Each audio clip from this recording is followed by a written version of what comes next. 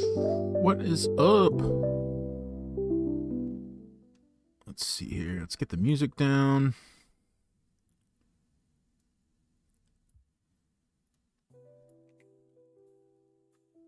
There we go. All right, let's see where. Ooh, Silver Tempest is doing nice.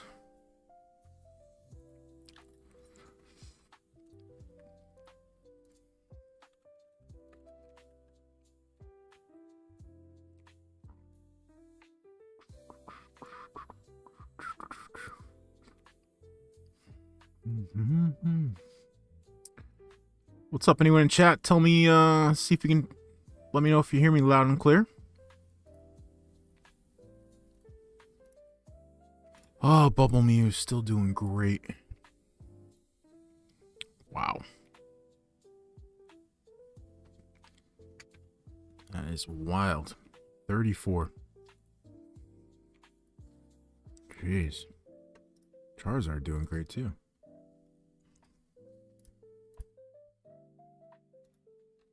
Wow, that is drying up. That needs a reprint badly. Oh, I wish I had Pokemon Center ETBs. Hey, Jared, thanks. Yeah, appreciate it, man. You've been around for a while. Appreciate it. Yeah, 2000 was far more than I would have ever guessed, for sure. In a short period of time, I'll put it that way. So I think we're gonna try to shoot for 5,000 subs in 2025. I think it's possible. Is it possible without doing stupid hype videos? Is the question, because I hate doing that stuff. I just want to put out good content. You know, look at data, enjoy the cards. You know, but we'll see. Crazy time, that's for sure. Yeah. So Paldean Fates is this is in need of a reprint badly. Regular ETBs are, wow, almost $100. Less than 100 available on TCG Player. 100% return in a year. That is bonkers. So the question is if we are going to get one. And again, we were getting these. I was getting these at like $35 a pop not long ago. And again, just everyone wants a tip or trick, or you know, how do you predict what's going to be good in the market? It's like, just look at the cards. Just look at that Mew. It's beautiful. You get the baby shinies here. That Charizard, you get a better Charizard in here than you do in Obsidian Flames. It's good. If it looks good, pick it up. Feed. I really hope there's a point where there are no more scalpers in Pokemon. They're even taking the cards from kids' Happy Meals. Yeah, I've said this before. I said this in my first face video. It's just this to the point when it's not fun. When it gets to this point, just there's always scalpers. But when it's like this, it just brings out the worst in human beings.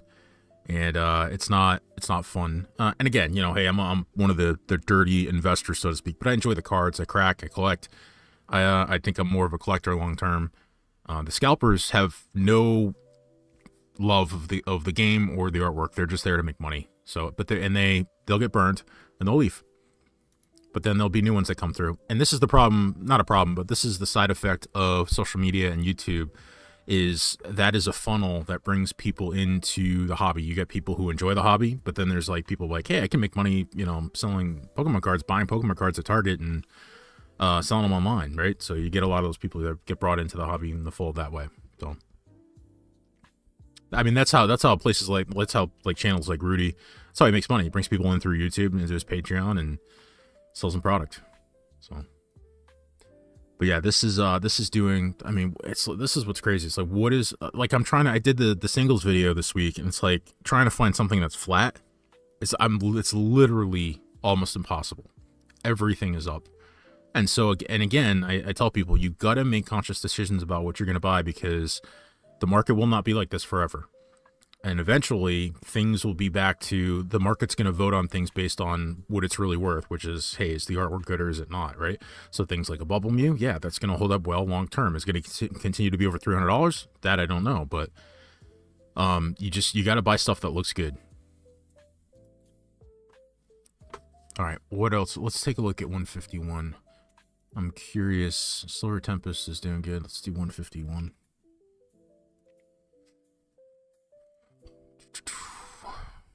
Yeah, this is kind of stable at the moment. What do we have for singles? Yeah, so this is what's crazy. You literally have Paldean Fates from a cost standpoint. Let's look at Pokedata. Let's look at the set value here. I'm curious what the comparison in it is. 151 is still going to be higher. So $1,200 and 151, 1,100. So Paldean Fates from a total value, card value, and set standpoint is right up there with 151, which I bet most people wouldn't believe on the surface. So 151, obviously you have your primary Pokemon there. They're cute cards. They're beautiful. Just you got some really good stuff in Paldean here. Trey 50 Daniel, what's up? Do you think Journey Together looks like a good set? I'm optimistic, but I wonder if it will flop since people are waiting for Team Rocket. I mean, I can't really. I don't want to go to Poke Beach. It's far too early to say anything on Journey Together. The first previews I saw, there's definitely some good stuff, but I don't think it's enough to make any kind of predictions at the moment. Let's go with Justin Basil. See if he's got. Let's see. Visual set list.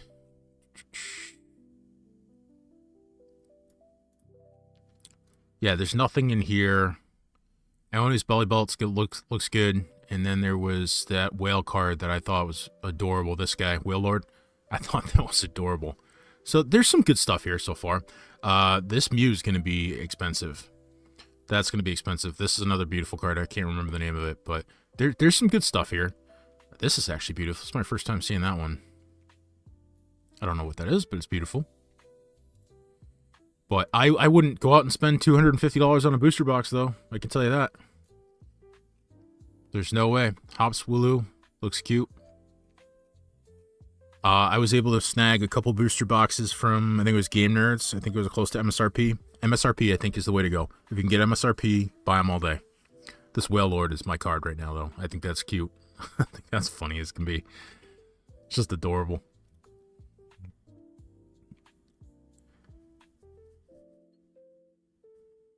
I wish Paradox Rift had a true chase because I think it's otherwise the second best SV set. Yeah, I fully agree. I think Paradox Rift is a solid set, but yes, it really needed if it had a chase, it would be up there with Twilight, I think. But yeah, this is Journey's looking decent. They really can't. I think Journey can hold its own. I think Team Rock. Yeah, you're gonna have some money wait for Team Rocket. But keep in mind, you get tax returns in there too, which injects a lot of money into Pokemon. That's the kind of money that just goes right back into Pokemon cards. So Team Rocket, people will scrimp and scrounge for change in their couch cushions if they have to for Team Rocket. So Team Rocket's a big one because obviously, the name's going to carry it from a pre-order standpoint, but they gotta deliver on the cards.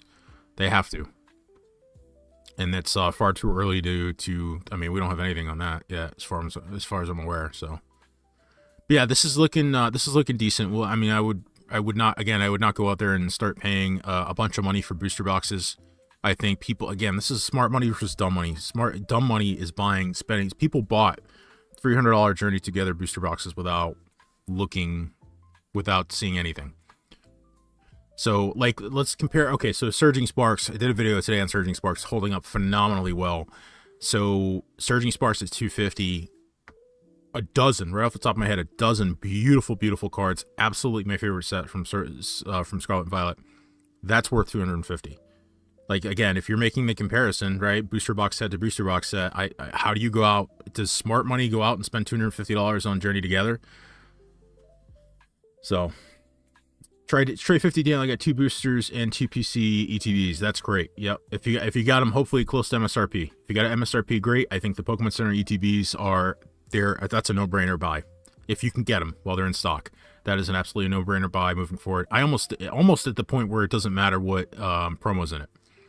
I mean, bonus points if it looks great, but it seems like it doesn't even matter. So, yeah, Speedy, the card buyouts I don't want to say there's no rhyme or reason because it's obvious. Like it's harder and harder to find a card that isn't touched at this point. And then there's stuff that's going up that makes no sense.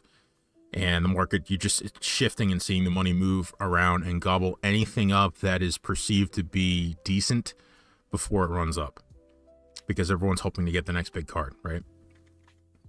So it's just a crazy market, and it's much harder to make money in this market long term, right? What's the upside potential of a Journey Together booster box at 250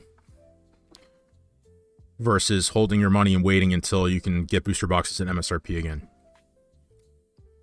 And again, the opportunity cost of having now deployed that money in a set that, and maybe, who knows, maybe Journey Together goes to $500 a box. We have no idea what the supply is going to be like. We have no idea how the market's going to move in the future. It's all about the risk versus reward. When I saw Surging Sparks and saw the previews and saw booster boxes at $110, it's like, yeah, okay, I'm going to gobble. What's my risk? What's my downside risk? Almost nothing, right? Because my floor is about $100 a box. So to me, it's like, yeah, I'm going to back the truck up and gobble it up all day. Same thing with Prismatic. $40 ETBs and seeing some of the previews before the market was hot. Yes, all day. But now when you already have expectations built in, it's like a stock running up before earnings and you have no idea what it's going to be. It's the same concept. And again, I may be proven wrong. I mean, people may, again, but if boxes go to $500 a pop, it makes anyone who bought Journey Together at 250 look intelligent. But again, to me, I've been through enough cycles to know this is where I sit on money and my buying goes way, way, way down. And the money I'm making now in any kind of liquidation that I'm doing is based on purchases I made months and years ago. And then as things go down, as the market goes down, which inevitably it will, whether that's 6 months from now or 6 years from now, then I'll take advantage of all the people who are getting burnt and selling on the way down and just making, deploying capital. And I have no problem emotionally sitting on product that is upside down and waiting for the next cycle. Trey 50 Daniel, yeah, I got them from Pokemon Center. I lucked out and was really busy, and they stocked it early in the morning. Yeah, that's it's hard. You don't know, right? You don't know in the preview. It's not like you have to wait next to your computer. You just, hey, you get a stock notification, it's in, and you jump at it. It's extremely difficult. It's really the only way you're making money right now is by trying to snag something at MSRP. Chris, congrats on the 2K. Been tuning in for the past 2 months. Hope to see you if I could. Yeah, appreciate it. Really, really appreciate it. I really appreciate anyone who's liked, who's commented, who's subscribed. Again, the 99.9% of all comments and feedback and everything has been super, super positive. And again, I'm totally open for criticism, totally open to be wrong. But everyone's been super, super good. And and again, 2,000 subs is like, wow. I mean, I would never have guessed. This was kind of just a crapshoot. I've been in the market for a long time. I see a lot of hype YouTubers and stuff out there, which is, it's entertainment. It's fun. But I was like, I want to bring some sanity. I kind of want like videos for the adults in the room, so to speak. And so I was like, let me just, put my soapbox out there and throw some videos out there. And surprise, within a couple weeks, started to get a little traction. And to me, that's, I'm the kind of, my mentality, I got a little bit of ADHD, so my focus can kind of wane until I get traction somewhere, which can be good and bad. You become a Swiss Army knife, but then obviously if you get that kind of feedback loop of, hey, you're getting subscribers, you're getting some views, that kind of tells you that's the demand signal, like, hey, this is where your focus needs to go. So when I started getting some traction, it was like, hey, this is where we should be putting the energy. So, and again, it's been good. It's been good. The hardest thing is just the keeping up with the algorithm, trying to be like, you miss a day and the algorithm's like, hey, screw you. You're like, you get half views for the next week. It's so hard to keep up with. But yeah, I appreciate it. Yeah, I love the information videos. Yeah, man, there's a few other YouTubers that were inspiration. Pika Pika Papa is always one I throw out there. Just great data-based information, no hype, a love for the game, a love for the artwork. And there was definitely some inspiration out there. So, all right, so let's see. Yeah, Journey Together. We looked at some of the previews here. What else are we looking at in the market? I did a video today on Surging Sparks. If you haven't checked it out, doing phenomenally well, much better than I actually thought it would have gone, given how much focus is on Prismatic now. And what we're seeing in the market is typically what would happen is the focus and the money would shift to the next set.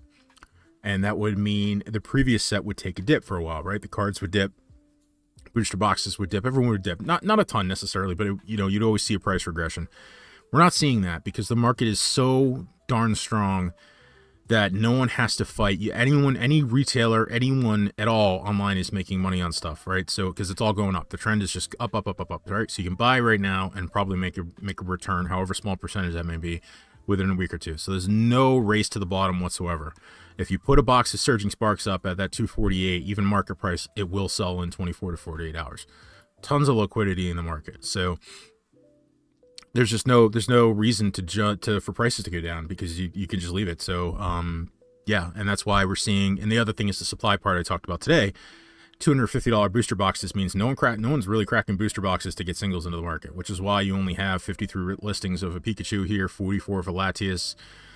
You only have a couple hundred boxes of Surging Sparks here. This is definitely in need of a reprint. So there's just not, terrible pull rates.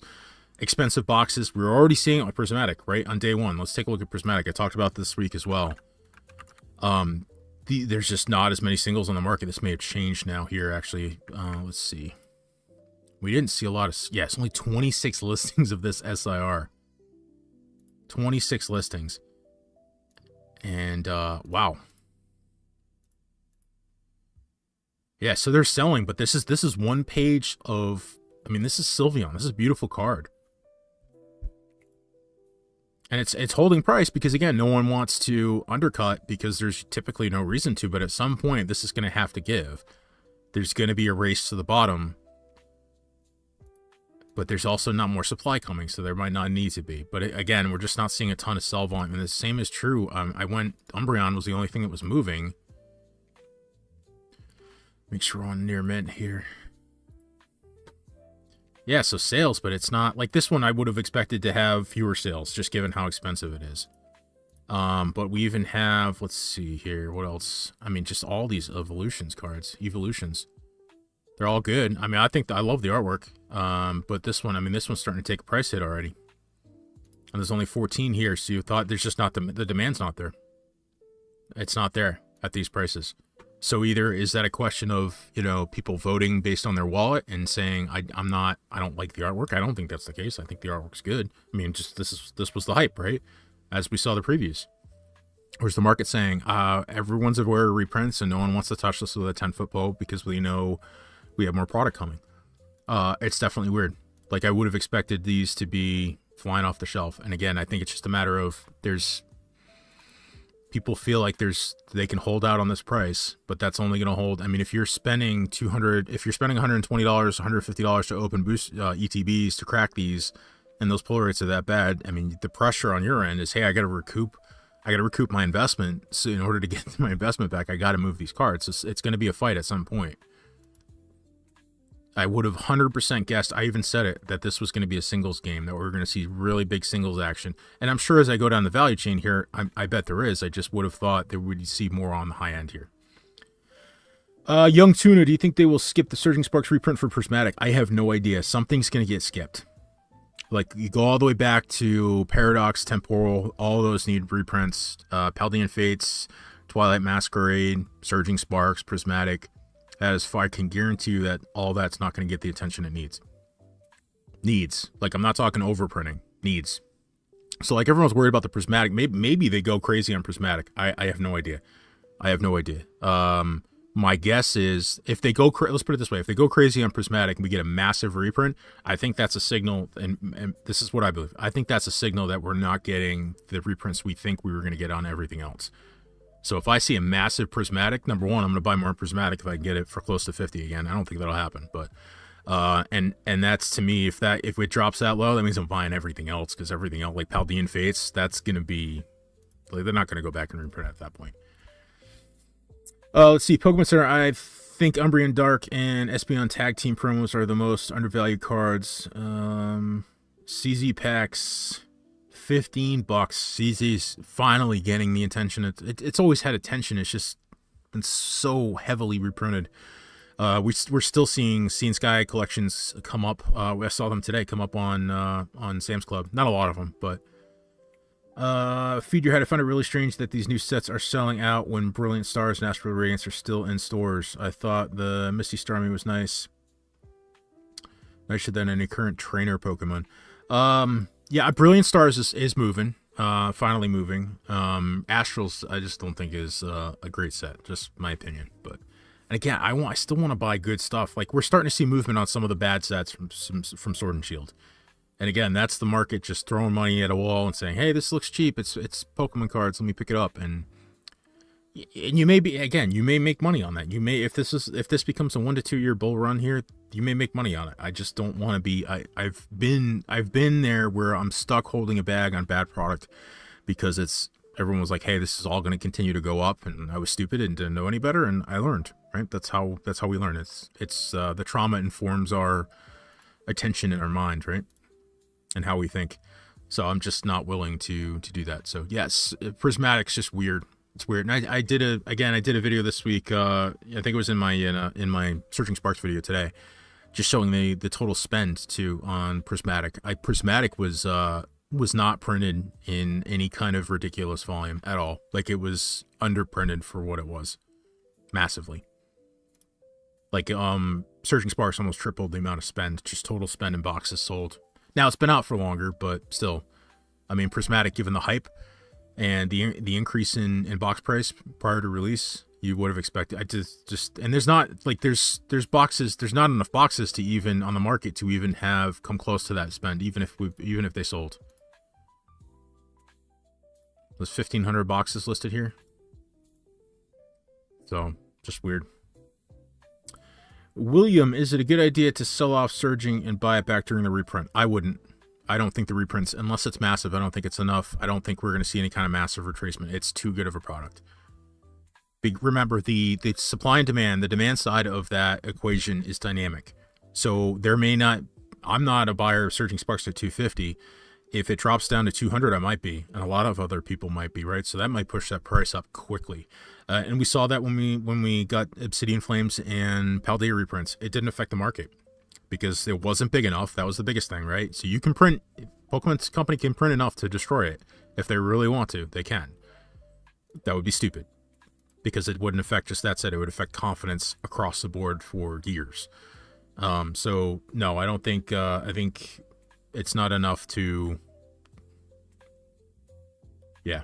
It's good. I wouldn't sell it off. I think your upside potential is good. It depends what your dollar cost basis is. If your dollar cost basis is 250, then I'm assuming it's not, considering you're asking to sell. But I would hold on. I'm all my dollar cost average for Searching Sparks is like 110 a box, so I'm holding for sure, absolutely holding for long term. So I sold a couple boxes just to free up some capital for Prismatic.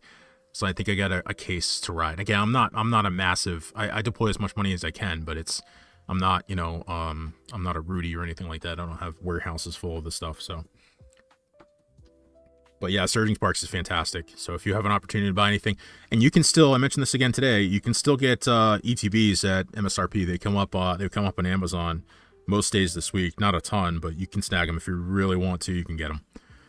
So that's another way to get a little bit more exposure at close to retail pricing. Yeah, 120s fan. I wouldn't sell unless you absolutely have to. You're not gonna get 120 again as an opportunity. I can guarantee you that you're not gonna see that kind of price again. I'd be shocked if it went below 200. So yeah, stay in. Good price. Speedy Lou, William, at William, I would not drop enough to make it even worth it. No, it's not. It's not. Again, unless you need the money, but I would keep it, let it ride. That's what I say. So. Yeah, Prismatic. I don't think it was printed a ton. I really don't. I think it was. I don't know if it was short printed, but it's. I don't know. Just weird. Just weird action. We're not seeing a lot of high end SIR buying on Prismatic. All right, what are we looking at tonight? Throw your questions in the chat. Let's see. Give me some direction here. What are we looking at? We're looking at Prismatic. Let's look at some of the older Scarlet and Violet sets here. In the meantime, Paradox Rift was mentioned. Let's go check up on it. It's been a little bit since I looked at it. Yeah, we don't have that really big chase card. We really needed it. I pulled a Steelix this week. That was a beautiful card in person. I'm on the fence if I'm going to hold that one. It actually looks pretty good to me. I like that one. Goldengo, my buddy. One of my favorite cards from the set's going up nicely. But yeah, it's a solid set. It's not, not everyone's going to be a banger of a set, but this is... Paradox Rift is good. I like to give this kind of view here. I can see everything. Yeah, it's a good looking set. Very solid. And you know, it's all price dependent. So if we're looking at Paradox Rift, where are booster boxes at right now?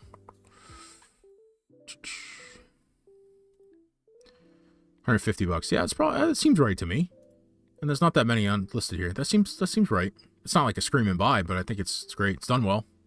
But again, I was buying these at 100 bucks a pop when no one wanted them.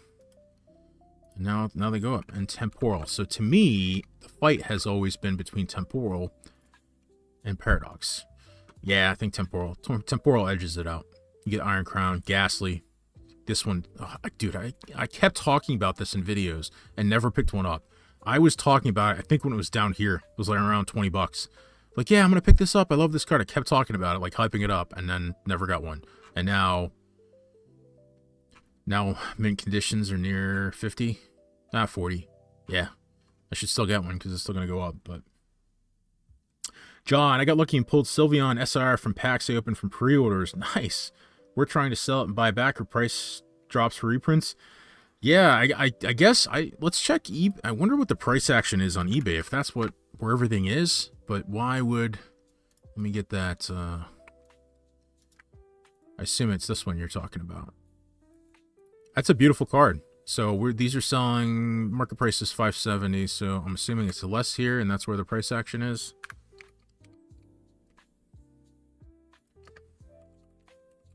If I can spell Prismatic. Let's get to sold listings here. Yeah, it's not like... Yeah, I guess this... I don't know, they're all over the place. They're selling. So maybe this is where everything's going. For some reason. I don't understand why. It's not... I mean, they're cheaper, but typically it is. $550. Not that far off market price. Definitely more sell volume here. Huh. Would not have guessed that. Beautiful card, though. And all the listing picture. Inspired. I got late in Paradox. Got mine at 145. Glad to see it moving. What are your thoughts for Twilight? 145 still a good price. Twilight Masquerade is definitely a good set. It's definitely carried by the Greninja. Like, again, don't get me wrong. It's a good set. But it's, you got like an EV. Yeah, that EV. Again, I should have... Did I pick... No, I didn't pick one of those up. I should have. I saw one at New York Comic Con for $50, and I should have grabbed it. And again, so New York Comic Con was eye-opening. So I work in the trade show industry, so I get some access to some of these places for free and behind the scenes. And the amount of people buying cards, like at a Comic Con show, like I'd been to card shows before, I'd been to other Comic Cons and stuff. This one, they had a certain level that had a bunch of card sellers. It was nuts to see how many people were rushing these plays. And again, this is what I find awesome. All different races and creeds and genders and ages, like just across the board, just love for the cards. And that to me is just, that's a beautiful thing. And that's, I urge people to, if you're in this for investing, you got to do your homework, right? And part of your homework is, and hopefully you love the cards. I mean, that's just a given. Get out to card shows, get to your local card shops and see. I mean, I got a card shop not far from me. That's all they do is Pokemon. That's it. Sealed and singles. That's all they do. And they host play events. And it's they just, yeah, it's everyone in there is just there for the love of the artwork. It's crazy. Surging Skarmory, I love. I have one. Beautiful card. Absolutely beautiful card. Didn't do as well as I thought it would. So but yeah, Twilight Masquerade's good. Greninja's holding up really well. Eevee, of course, here. Tatsugiri, one of my favorite cards. I think this is actually a good opportunity for pickup here at this price. It's been up, but I think given the number of cards listed here, there's still enough volume to keep it relatively cheap. I think this is a beautiful card. Absolute. This is a gorgeous card in person. I have a couple in my binder. Eevee's too expensive for me now. The mask cards do not do it for me. That's one of the downsides of Twilight. They don't do it for me. That's one of the downsides. So you get solid cards here, but I could really do without these mask cards. Infernape, I think, is a gorgeous card. I touched upon that in my singles video this week. I think that's a pretty card. I think that one's underpriced, and it's being kept there just by the volume here. And Twilight, the question on Twilight again is, do we get a reprint? From a booster box standpoint, we could definitely use it. And we remember we got I keep calling it a reprint because it was massive. It was in stock for like 24 hours here on the Twilight Pokemon Center ETBs. It's really weird, and it kept the price down a little bit here, but they got gobbled up. But this is a beautiful card under 10 bucks. Very hard to find cards that look as cool as that under 10 bucks anymore. And booster boxes sitting right 178. So these have been flat. This is one of the worst performers in the last few months here, because again, this went up. Most of the increase in this was baked into kind of before, this was kind of leading the way, right? When we got that chase card here, when we got the Greninja, that was really that with one, because remember at the time, 151 was leading the charge. In Scarlet and Violet, it was almost the only thing outside of Paldea really at the time was the only thing that was up. And so 151 started going nuts. And then Twilight Masquerade, when it released, that Greninja was almost like a signal to the market, like, hey, this is, we get something else going on. It's not just Magikarp from Paldea. It's not just 151. And again, those of us were buying, booster boxes and cases and stuff on TikTok with coupons and everything for the longest time. We already knew, right? Because again, you just look at the damn cards. Like, just look at TCG player and look at the cards. Do you like them? Like, it's just not hard. You look at these sets and you're like, for $100 on a booster box, historically is dirt cheap for any Pokemon box, regardless of whether it's good or bad. That's a buy. That's just a buy. Hey, Trav. Hey, love your videos after this bull market. What sets do you see having the most drawback? Oh, that's a great question. Obsidian is still always going to have a problem because of pull rates, because just the underlying cards just are never going to appreciate that much because they're just easy to pull. So at some point, the booster box will get expensive enough that the singles will dry up. Let's see what else. Shrouded. Let's take a look at Shrouded. Shrouded's going to have a hard time. But even, again, this is one where we start seeing stupid money start pouring into it because it's cheap. Let's see, regular ETBs. What am I missing here? Where are the regular ETBs? Yeah, so these are still dirt cheap.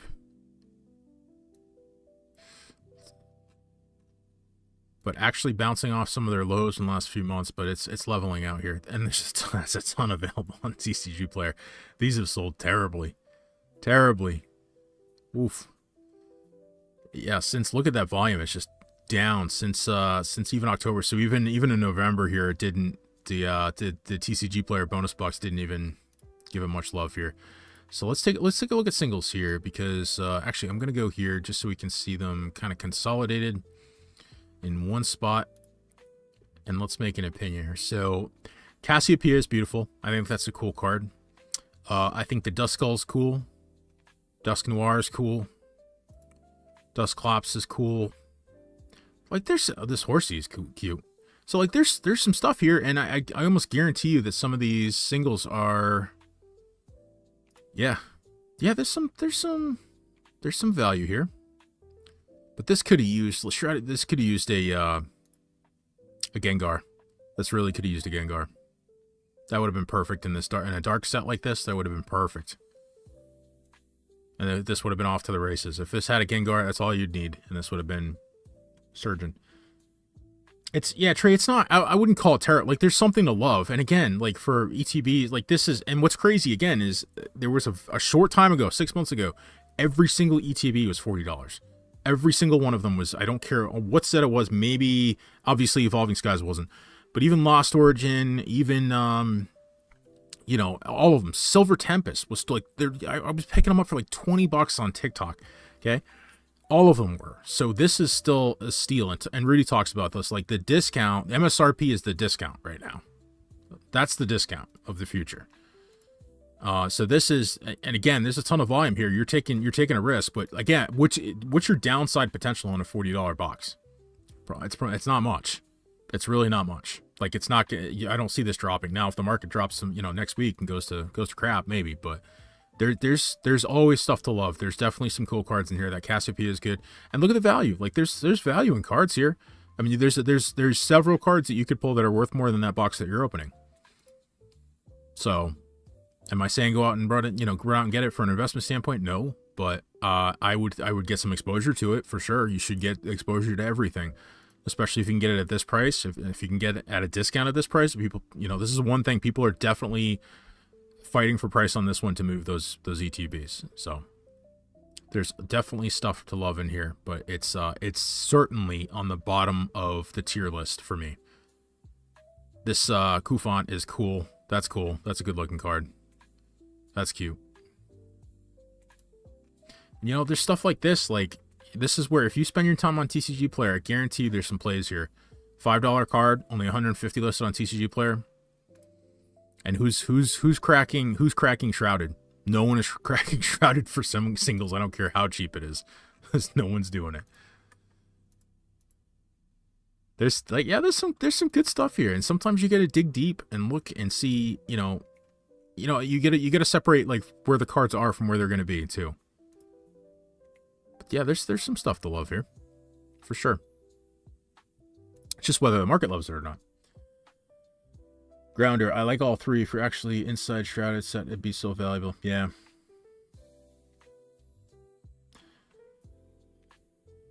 Yeah, Speedy Lou. I gotta pick some up because again I gotta have exposure to it, and I didn't because I just everyone gets in the groove of because the market hates it, right? And everyone's like, well, the market hates it, so I'm not gonna get it. But then the market turns and it's like Obsidian Flames. Obsidian Flames was hated for the longest time. And again, it had nothing to do with nothing to do with the cards. I think it's got some great cards. It's just it was the Polar is so easy to pull cards. And we're still struggling on the single side, but it's getting old enough, and they were very light with the reprint, which was super important because they could have killed it. And these are $170 a pop. And they're getting old. So that Gloom, I picked up this Gloom. I'm telling you now, if you do not have a Gloom, stop this video and go buy one before they get crazy. Okay, because it's a beautiful card. You get some opportunity here. You got a couple cheap ones here. These should be gone by the end of the stream. I'm serious, because these are gorgeous cards. Absolutely beautiful. One of my favorite adds to the collection. That's the kind of cool stuff. Again, like I wasn't diving deep enough in this. This Pidgeot, I guarantee this is gonna go up.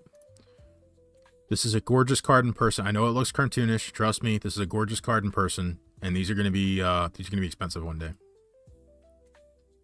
But yeah, there's stuff to like here. And this was just people wouldn't touch it with a 10-foot pole for a while. Plenty of good stuff here. And yeah, Crown Zenith is doing. I'm gonna do an update video on Crown Zenith. Let's see. Are we over $100? Oh, we're so close. And we saw some more Sea and Sky collection. I said that earlier. We saw more Sea and Sky collections coming to market this week. Yeah, any Pokemon Center ETB that you can get for around that $60 price point, I would pick up for sure. Yeah, these are these are drying up quick. Nope, I don't want to submit. And I got a few of these Pokemon Center ETBs. That was a smart move on my part. Well, that seems smart in retrospect, but the Pokemon Center ETBs at the time when I purchased these were not doing anything in Sword and Shield whatsoever. So this was just I like the box art, so I was like, yeah, it looks cool.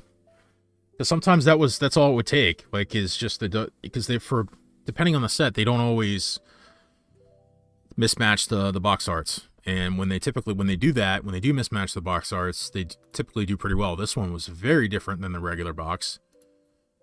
I mean, that's quite different. And this is probably one of the most beautiful Pokemon Center ETBs that I can think of off the top of my head. Fusion Strike looks good.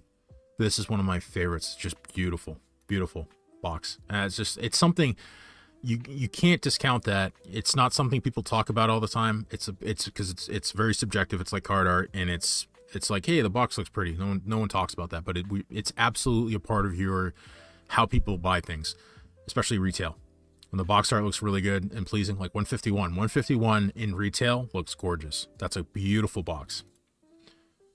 Speedy, I ripped so much CZ, got sick of it. Now I want to rip again. Yeah, that is, dude, it's such a good opening experience. And I was opening $40 ETBs up until this past summer. and enjoying the heck out of it. And the pull rates are perfect. They're not too hard. They're not too easy.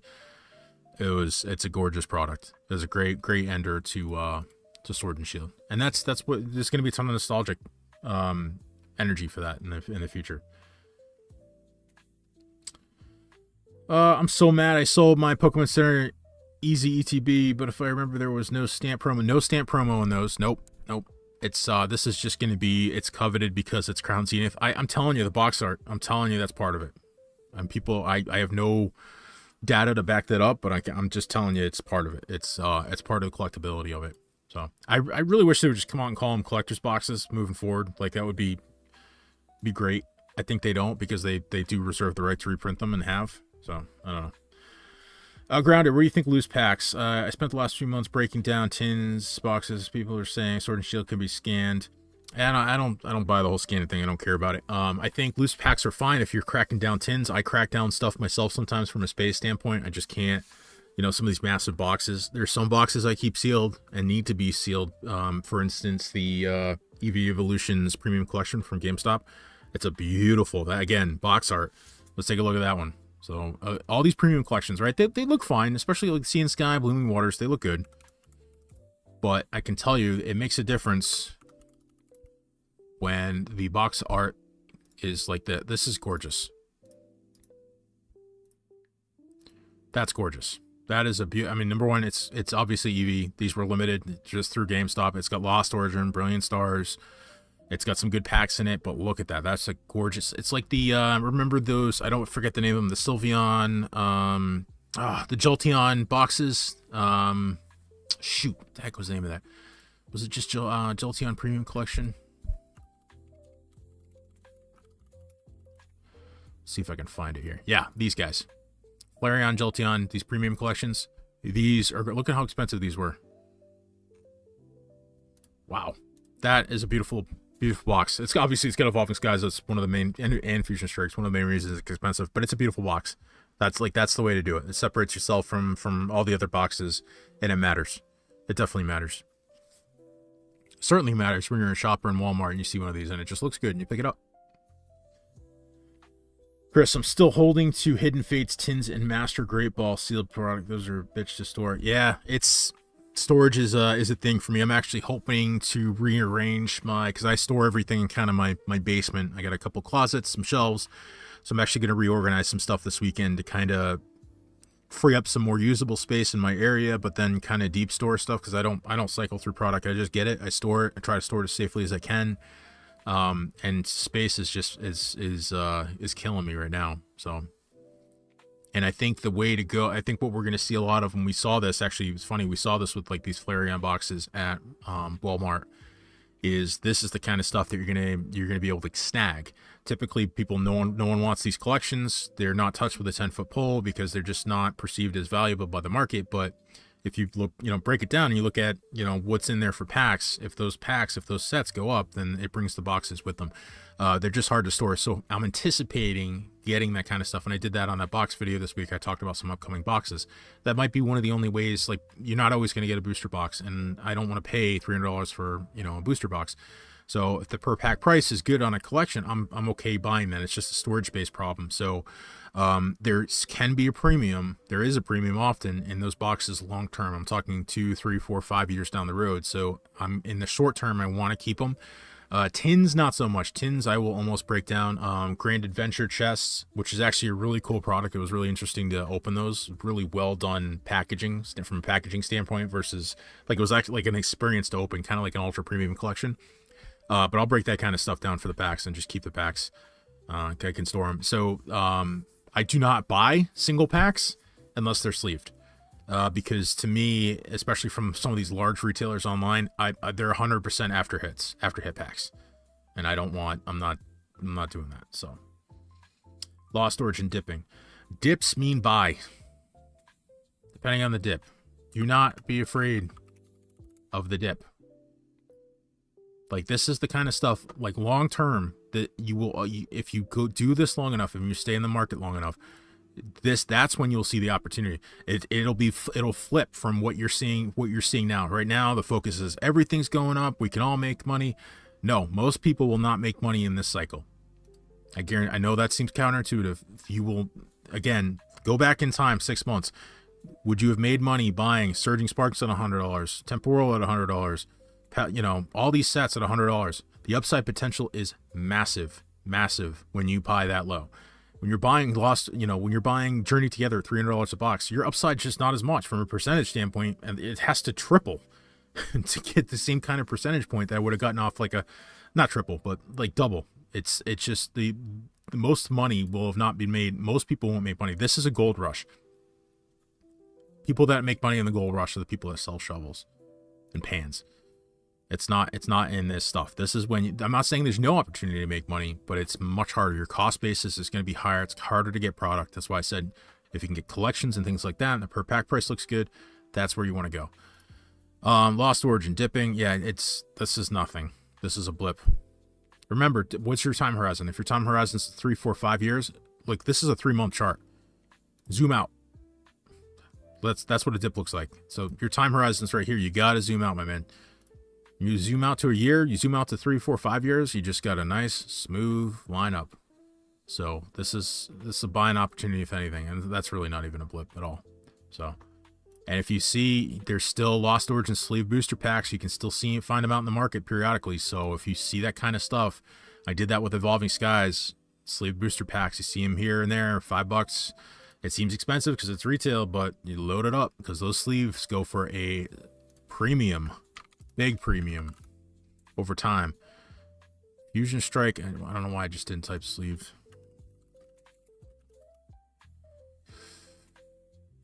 These are going for $12. These were going for like $8 a week ago. Look at that.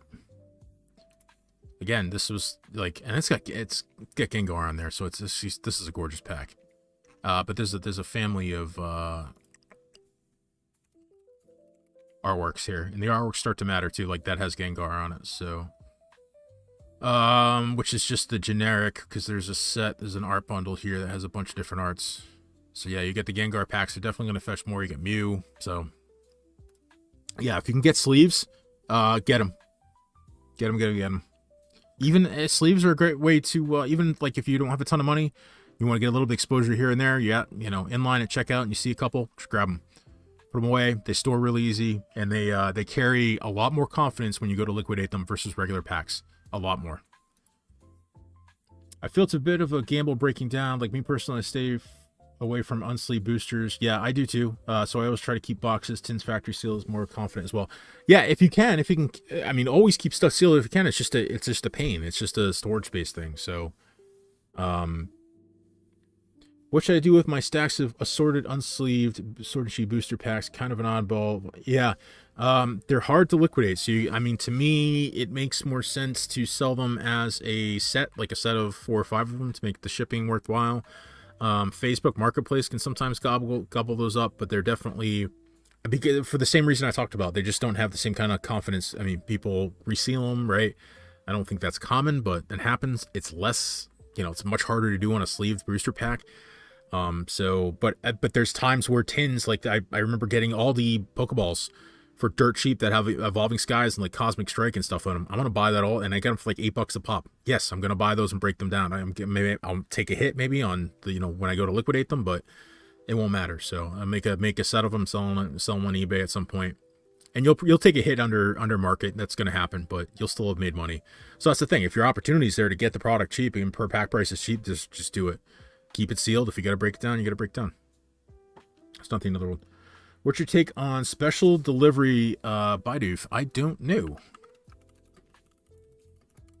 Oh,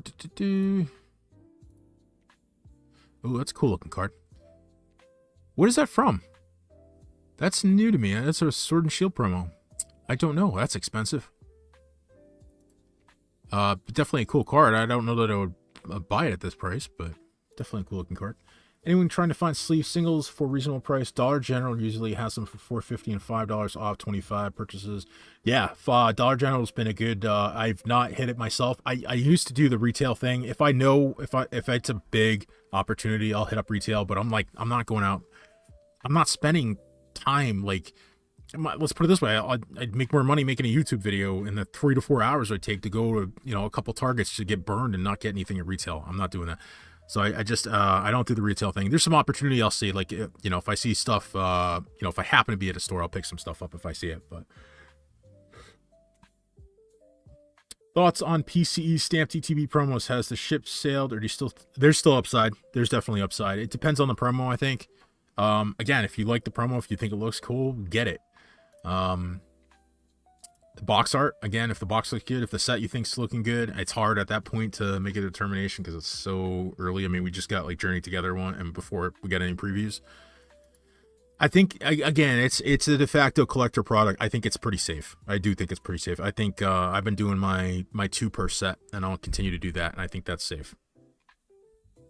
Since everything is hyped, would you lean towards buying right now or saving up when it dies down? I would limit your buying. Limit your buy. So here's what I'm doing. So I'm trying to limit my buying to MSRP product.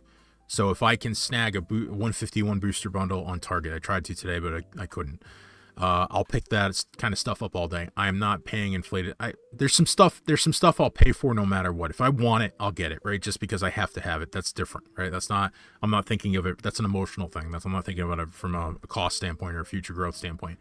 So I think if you tell yourself, hey, I'm gonna buy at MSRP, I think that's safe. I think that's a very safe way to go, and that gives you the freedom to say, hey, I couldn't get any at MSRP, so I'm gonna hold my money back. And I think that there's a safe people holding and waiting for the eventual downfall. I'm not saying this because I want the market to die. That's not where I'm coming from.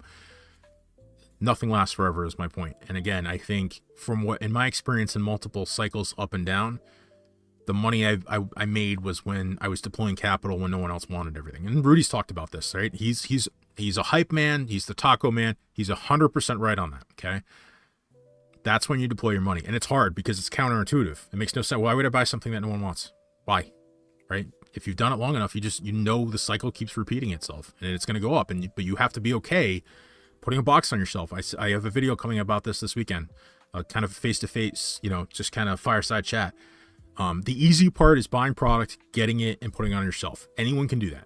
Any single person in this country, in this world, can buy a box and put it on a shelf and maybe forget about it. It's the emotional part. It's can you sit on that? Can you sit on it even when you become disinterested in Pokemon for a period of time and not liquidate that? Can your, you know, the way you live your life financially, can you make sure that you don't need to liquidate it for a life event? Can you do that? 99% of people can't. Most people will not sit on Pokemon product for 5 years. They can't do it. Like the amount of people, even PokeTubers, we've seen PokeTubers come and go that talk about investments and they're gone. Most people cannot sit on a box and sit on money, the money associated with it for that period of time. Most people can't go through a bear market and not scramble out of fear and sell everything before it hits bottom because they think it's going to zero. That's it's a mental battle. It's not the act of getting things. It's the act of waiting. It's difficult. And the only thing, there is no one out there who can give you a magic secret, not even I. There's no one on what to buy, how to hold it, when to sell it. There's nothing. You can't time the market. You just got to do it and you sit on it and you wait. And it's frustrating because as human beings, we want to be actively like, hey, how do I make the most out of this? And that's not what this is. I'm so curious about the burn rate for closet investors cracking their product. Yeah, I've always thought about that too. Like how many people, and I've done this too. I've grabbed a box of something and just ripped it just for the hell of it, like a weekend. Like hey, I need some entertainment, but it's like stuff I have multiples of, right?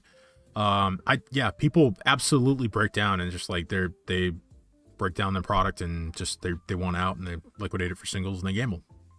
And hey, that's why you buy stuff that you like, right? In case you end up like cracking it someday, right? What do you think about the 151 and PF bundles on Walmart for 50 and 45? Ooh, that's a good question. Yeah. My concern with Paldean Fates is reprint. We don't know.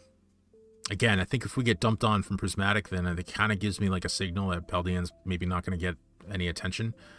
151's a lot safer. We're a lot further down that road. We're still seeing bundles come out, but we're a little ways down the road there. And it doesn't seem like we're going to get ETBs but who knows?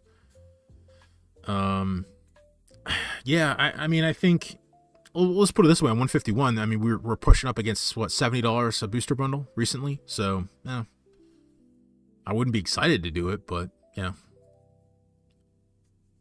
But it's just, to me, there's, man, I can't tell you how many times I've had the opportunity to buy stuff cheap when the market was down, and I so wish I had more capital. Like, it's not right now that I wish I had more capital. It's 6 months ago. I wish I had more. There was a time I was scraping. I was pushing the limits of what I'm comfortable with spending to try to get product. I'm glad I did now. At the time I was like, I just knew I've been through this before. I was like, I gotta deploy it now. No one wants this stuff. I'm looking at it. It looks good. I'm in it. Let's back the truck up. And I was like selling stuff to try to liquidate enough money to make purchases. And now it's not. I'm telling you, I got a couple, Silver Tempest bundles this week for cheap that I was able to snag. Close to MSR, a little above MSRP, like $30, $33, $34 versus the 28. But that, because again, I'm just trying. I'm not chasing pricing. I'm not, because I've seen it before. I've been here before. I'm gonna keep putting capital aside. And again, there could be opportunity. I'm not saying there's not going to be opportunity. There's going to be opportunity, and it could just be a MSRP. That's why I'm not spending $200 on Journey Together when I can buy, again, look at the let's put an example. Journey Together at $250 as an opportunity versus I can snag booster bundles. Like even what you were talking about, Alan, 151 bundles at 50 versus Journey Together at 250. I'm going to choose 151 bundles all day. It's older. It's been proven. It's a proven set, right? Booster bundles are already, I mean, it's technically that's below market price, right? So you have to look at your upside potential and weigh it against other things, other opportunities. But to me, the regret only comes when I've had really good opportunities. I did this in Magic for a long time too. When we were in the bear market, there was stuff that I wish I had a bucket load of money because I would have gobbled it up. I was limited by capital at the time. And I could have made just so much money. So just the only thing I can tell you that's true in this market, just don't chase things. Don't chase things. And again, it all comes down to emotion, because there's gonna be times where you don't chase things and they run up in price, and you're like, well, why didn't I get that? Right? Hindsight is always 20/20. That's why you use the MSRP line, because we know MSRP is a good price. We know over a long period of time you are not going to get burned buying MSRP pricing, right? You have to be okay buying stuff and it going the other way. There's going to be a time when the market turns and people are going to liquidate product. They're going to get scared. And then it's the opposite of FOMO. It's the opposite. It's like fear of going to zero when it never goes to zero. These are people who have not been in the market long enough. They don't have the wisdom. It's not an intelligence thing. It has nothing to do with intelligence. It's wisdom. And then that's when I'm stepping in and buying their product as that price keeps going down, dollar cost averaging the whole way, because I have no problem sitting on the product for a long period of time, because that's easy. That's the easy part. I'm holding on to a Bubble Mew PSA 10. Oh, you got it for 90 and get a PSA 10. What do you think long term that card will sell for? That's going to do good long term. I'm not huge on graded plays. But I can tell you that's good. I would hold on to that bad boy. That's a collectible to me. Like that checks both boxes. It's a collectible. You buy a stand for it and just, put it on a shelf. I don't think you can go, I mean, you can't go wrong, right? There's no way that's going to be less than what you paid to buy and grade it, right? So friendly reminder to pay your bills first and don't get into debt over cards. Yes. Boy, that's hard. That could be hard sometimes. That's another emotional thing. And I went through this in the down market when I needed capital. I'm like, I could do pay later on PayPal, and just get this stuff. And it's like, dude, if you have interest bearing debt that you're using to buy, you're losing. You're trying to claw out of a hole of interest rates every month. You're trying to out earn that interest rate. No bueno. There are people who do it and they're successful doing it. Not me. No way in heck. No way. That's a great point. Yeah, you got to be careful. It's hobby money. So this is not even money that you're deploying. This is not just, hey, this is my investment money. It's no. You need to do primary investments. That's 401k, Roth IRAs, stock market, even stock markets, like don't touch individual stocks, buy index funds, ETFs, right? And then it's hobby money into Pokemon cards. It's money you have no problem burning. Yes, it's an investment. Yes, it's proven. Yes, sometimes it outperforms the S&P 500, but you're physically storing the product. That is very, very different. There's inherent risk there. I have a collecting one, investing 101 video on this. People ignore the risk of physically holding product for a long period of time. There's risk. In fact, I talked about this earlier because I'm going to rearrange my basement where I store everything. The amount of dust, I was storing premium collections with the plastic up. And what I found is just dust starts to collect on those when they're faced upwards. And now I got to clean them all off and you got to store them upside down or put plastic over them or something. Just little things like that. Moisture, dehumidification, heat, cold, all those things affect cards long term that no one thinks of. No one ever thinks of. The turning point for me was seeing the Japanese 151 box panic and crash. Look at it now, Japanese, but still same principles apply, young. Yeah, I stay away from Japanese. I'm going to do a video on that soon. I think that's a bubble. That's a bubble. That is a method by which when the only reason I say that because I've seen it multiple times now, where U.S.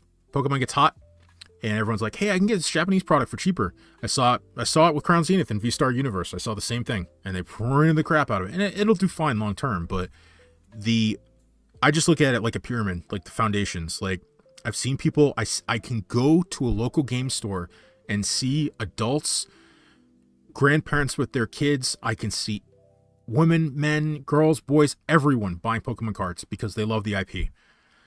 I don't associate that with Japanese cards whatsoever. That's a bubble to me. There's not an underlying demand. You take the investment out of it, and where is it? That's not enough for me. That's not enough for me. It's a bubble. That's a definition of a bubble. Pokemon cards, at the end of the day, has a foundational IP within the United States. They have and they have that in Japan too.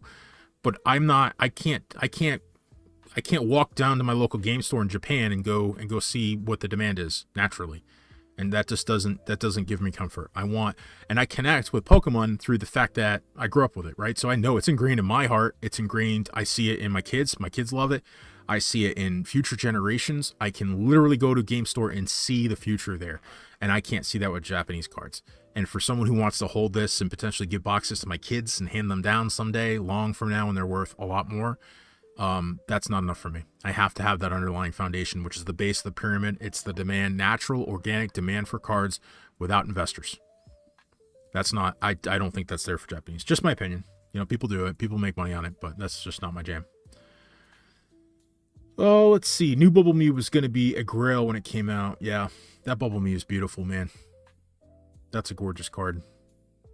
It's almost, it's on parity with 151 from a value standpoint. It's crazy.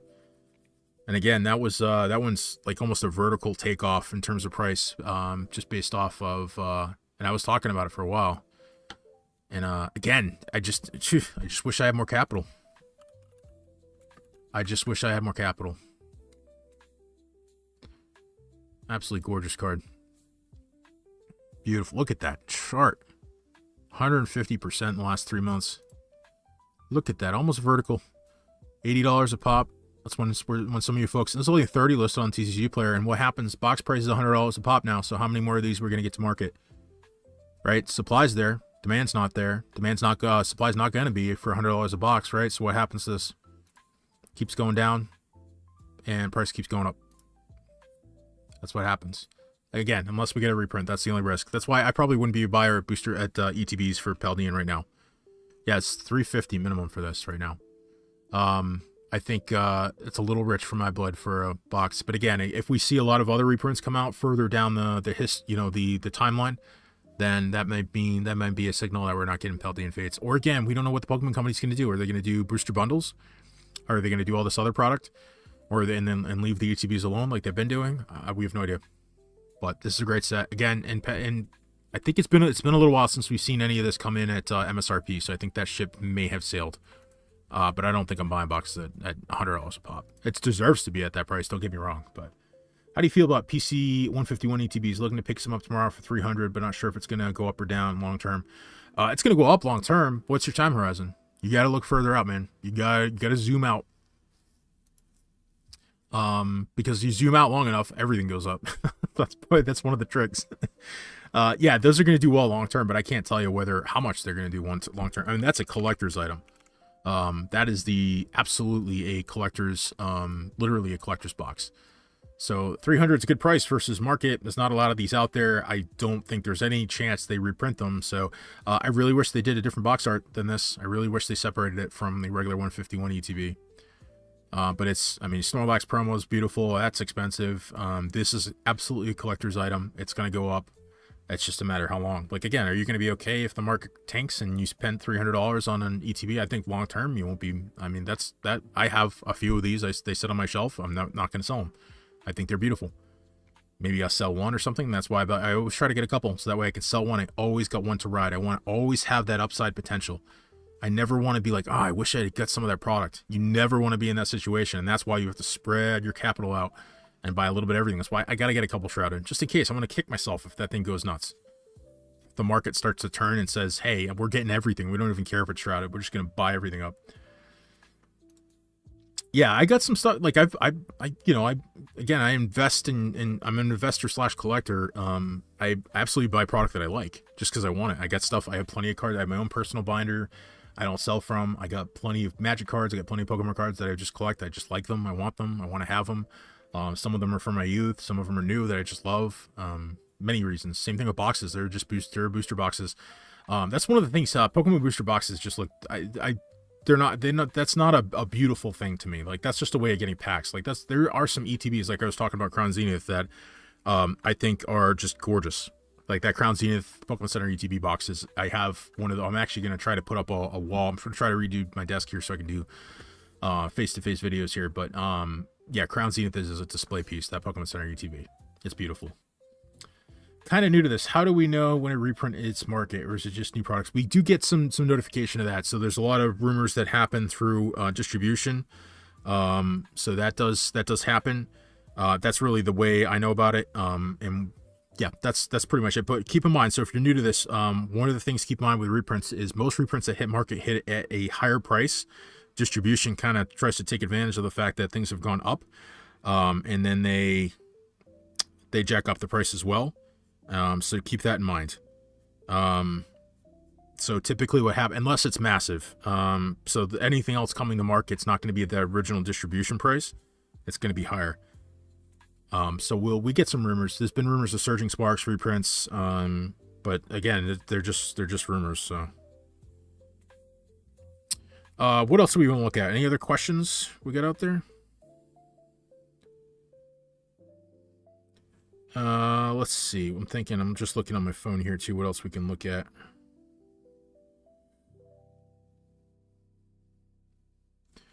Let's see.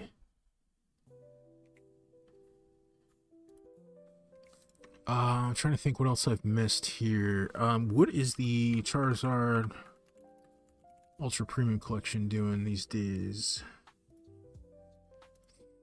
Yeah, it's holding up great. I don't know if for any of you who've been around a little bit, these were printed into the ground multiple times. Well, we said it was printed into the ground, but really, really, really great collection. Obviously, it has Evolving Skies in it, so it's going to do well. And that's kind of the question, is what Evolving Skies is going to do here. So we're still seeing, yeah, people are still coming in paying this kind of money every single day for a box. So so this is counter to what I was saying before, how, upside opportunity. So there was a long time where I didn't touch Evolving Skies booster. I still don't have any Evolving Skies booster boxes because to me it was always quote unquote too expensive. I didn't want to chase it up. So there's always a counter. There's always data to fit whatever thesis you want to come up with. Always. So this is counter to my point before, but 99.9% of sets are not Evolving Skies. They do not behave like that. So if I had chased Evolving Skies, I remember when it was $200 a box and I was like, yeah, it's too expensive for me, right? That's when everything was like dirt cheap. I was like, hey, everything's cheap. Evolving Skies is a little bit better at $200 a pop. If I had bought that, I would have taxed my money, right? So There's always that counter, but most things don't perform like that.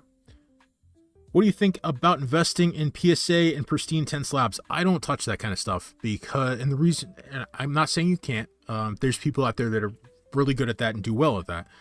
That's a whole separate, I don't really want to say this. That is a whole separate discipline of knowledge that you need.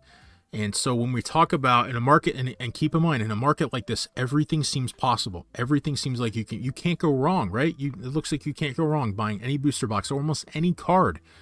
It's going to go up in value. That is not the norm. This is not normal. This is a massive bull run. This is, will go down in history as one of the biggest bull runs of any cardboard.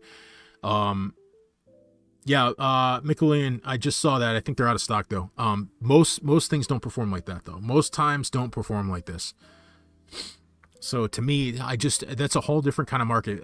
Singles and cards as well. It's single cards. It's a whole different discipline that I just don't have. Maybe, I mean, I'm slowly getting into it, just kind of figuring out, trying to learn more about it to see what trends are. But it's so damn hard. It's so hard.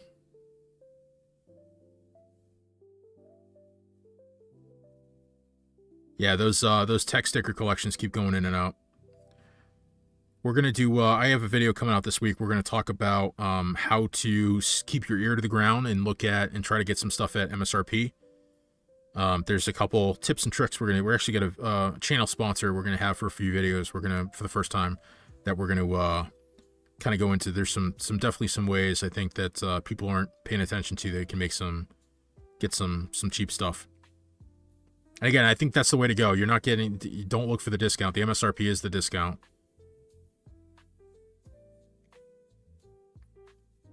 Yeah, those tech stickers keep going in and out. So, let's see. What else we got here? Thoughts on Mimikyu from Brilliant Stars. I bought it a couple weeks ago for 15. It's almost doubled. Do you think it'll keep going? No idea. No idea. Everything's up. You have to ask yourself why it's up. Ask yourself that question. There's some cards that should be, and there's some cards... Let's put it this way. If everything, as things are priced right now from a booster box and singles and even graded standpoint, if the market was normal, everything would be cut in half. Everything. So again, you got to take that and apply that to your time horizon. So if your time horizon is 5 years, then yeah, everything's almost a good buy at that point. Right? There's almost nothing you wouldn't buy at that point that's not going to go up in that period of time. If your time horizon is 6 months, that's a different story. We don't know what's going to happen in 6 months. Let's say, what if Team Rocket comes out and tanks? What if it's a terrible set? Like, what if, objectively, if Team Rocket comes out and it just flops, it's not good. Like, even with all the hype and everything surrounding, what if it's just bad? What happens to the market, the greater market? I can tell you it's not going to be good. So, feed your head at PokeMarketLab. What's your experience? With your experience, you could be educated guess as to which sets in Scarlet and Violet will get reprints. Oh, man. I really don't know. Let's look at it logically. So... 151, I think ETBs are safe at this point. Again, I'm going to preface this asterisk. I have no idea what I'm talking about in this regard. Okay, this is completely out there. I'm just trying to take an educated guess based on what we do know, which is like time and how many things need reprints. So I could be completely wrong on this. Okay, 151 ETBs. They seem like they're avoiding them on purpose. I think that's a good move. They've printed massive amounts of 151 bundles. Let's take a look at this. Massive amounts of bundles. Look at how many of these have sold this year. 13,000 booster bundles, and there's still 700 in stock here, and we still see them come up retail almost every day of the week. That to me is that they've printed the crap out of these on purpose as a method to get packs to the market, which I think is incredibly smart. That leaves the regular ETB. It leaves confidence in the regular ETB, but it still gets packs to the market. That to me is almost the perfect approach. That makes a ton of sense to me. So I think 151 ETBs are safe. I think they're still going to print the 151 booster bundles, but that hasn't done anything. These packs getting to market still hasn't moved the greater market for 151. Part of that's because this market's hot, but I think 151's looking pretty good if they keep doing it this way. And I would still buy these. If you can get them at under that $40 price, around that $30 MSRP, I'd buy them. I'd keep buying them. Let's look at, so I think Paradox and Temporal definitely could use a reprint. Paradox Rift, both of them have under 200 boxes available on TCG Player, and the only thing that's slowing them down is just the price hikes that they've gotten recent, not price hikes, but the increase in price because of the lack of, the supply drying up recently. That's certainly contributed. So both of those can use reprints. Twilight could already use a reprint. Surging Sparks use a reprint. So I think reprint risk for 151 is minimal, other than booster bundles. That's going to keep happening. Booster boxes for Paradox Rift and Temporal are likely. They're not old enough for them to ignore them completely. Again, the caveat is that they're not going to be able to do everything they want to do from a reprint standpoint. So my guess is that they will approach Temporal and Paradox in the way that they did Paldea and Obsidian, which is they're going to do a minor booster box reprint. Maybe they do more on the bundle side or on the collection side or something like that, which would make sense. And I think that would be the smart thing to do. That may be all they can do. Twilight's a lot younger. Twilight, when it came in with a bang. So they're more likely to do more of a larger reprint there. Surging Sparks, being as hot as it is, could be where they focus more their print bandwidth on. Maybe, but again, one of my theses is with Prismatic, the demand signal from the market was so massive to them. Do they go crazy and print it into the ground? We have no idea. No idea. Does Journey Together come out and go crazy? And that needs a reprint. Again, it's just the further back in time you go, gives me more confidence that they're not going to touch it as heavily. I could be wrong with that. The other thing we have to keep in mind is they own a print company. They still can't call up their print company and say, hey, I need you to print Paradox Rift tomorrow. That's not how it works. It takes months. Packaging is printed separately. Packaging has to come in. The wrappers are printed separately. That's a whole different type of printing that has to come in. All that supply chain stuff has to line up. They have to get this stuff through distribution, through sales channels. It takes months. So the caveat there is they could have already had some of the stuff in the pipeline. They likely have had orders for reprints in the pipeline that are ongoing. Just like when I talk about this with Prismatic, they can't spin up the printer tomorrow to print more Prismatic to get it here tomorrow.